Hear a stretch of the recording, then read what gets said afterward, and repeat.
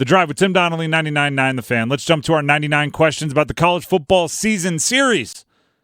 One question every show leading you right up to opening kick.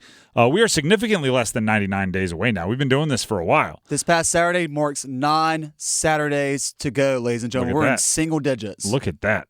So we thought we'd ask this question. What's the toughest conference for this year? Which, first of all, you have to identify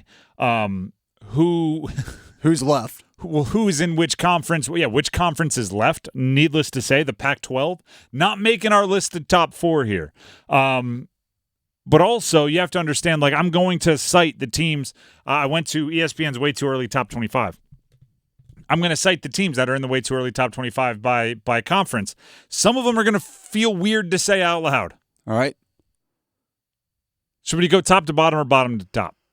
Let's go bottom to top. All right. Big 12 is 4th. They have Utah coming in 9th, Kansas State 17th, Oklahoma State 19th, Arizona 20th, Kansas 22nd. That is fair for the Big 12. The Big 12 is a winner. They are in a pass-fail scenario right now. What I mean by that is they still exist, and they were able to scoop up some teams from the Pac-12, so they're winning.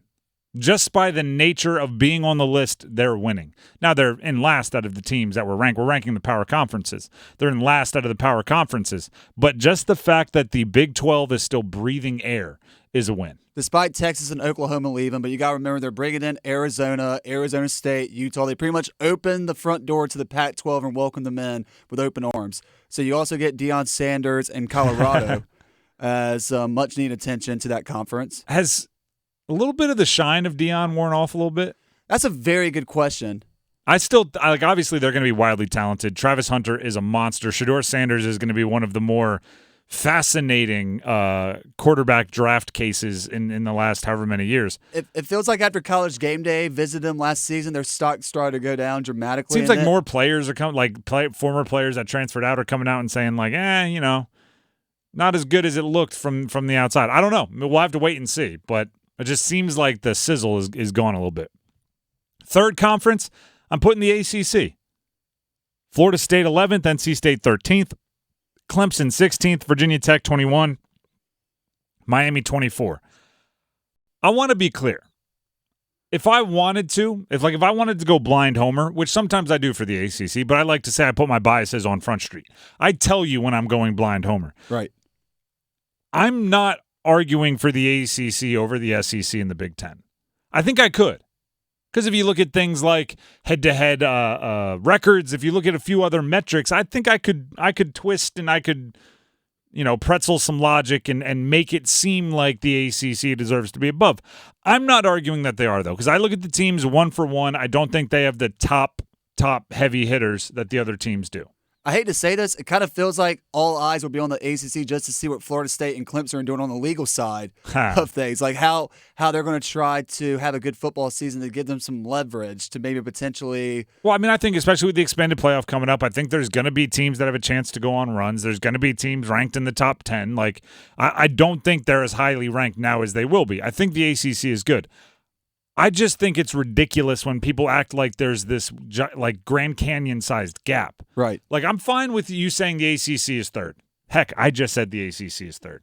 What I don't get is when it's like the SEC, the Big Ten, then 50 feet of crap, then the ACC. That never makes sense to me, and I will argue against that without being a homer. Or I will argue against that without feeling like I'm twisting any facts or logic.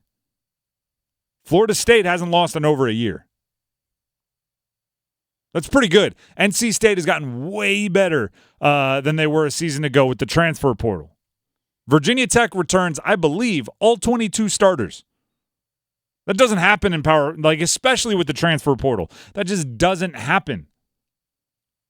Clemson is Clemson. Miami is Miami. You know they're going to have a certain level of recruiting talent. It's can they put it together?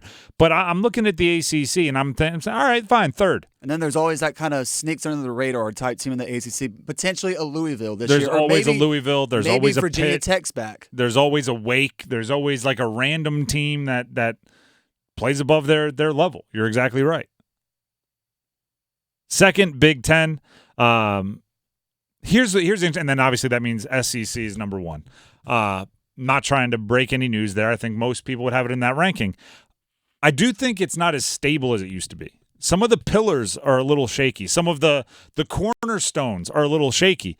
Alabama, Michigan, changing coaches, right? USC being a team that counts towards the Big Ten top 25. Oregon being the 4th-ranked team on this particular list and being in the Big Ten, maybe that helps the Big Ten chase down some of the depth that the SEC has, right? Because for years and years, like Ohio State and Michigan, you're usually going to be Ohio State and Michigan.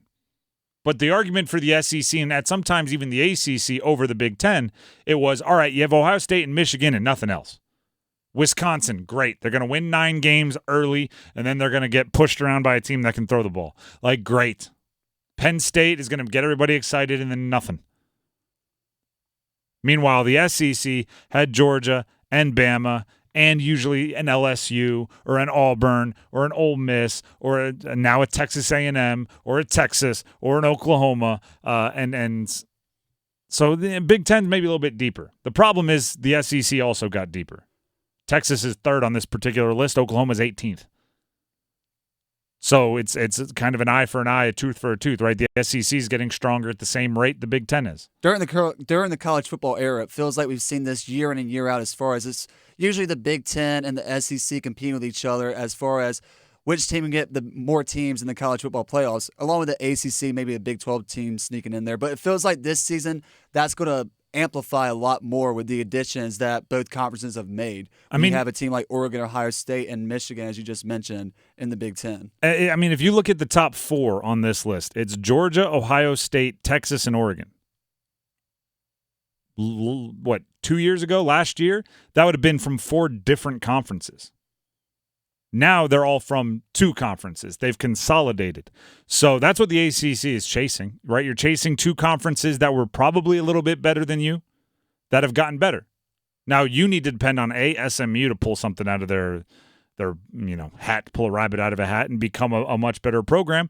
You need Clemson to stay Clemson, Florida State to stay Florida State. You need NC State to level up. You need North Carolina to level up. You need Louisville to level up, right? It's no different than looking at a team.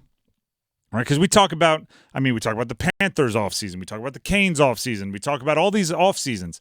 There's 2 ways for a team to get better. There's 2 ways for a conference to get better, right? One way for a team to get better is to get better players, draft better, free agents, trades, right? You bring better players onto your roster, your team will get better. The other way for a team to get better is the individual improvement of players already on your team, right?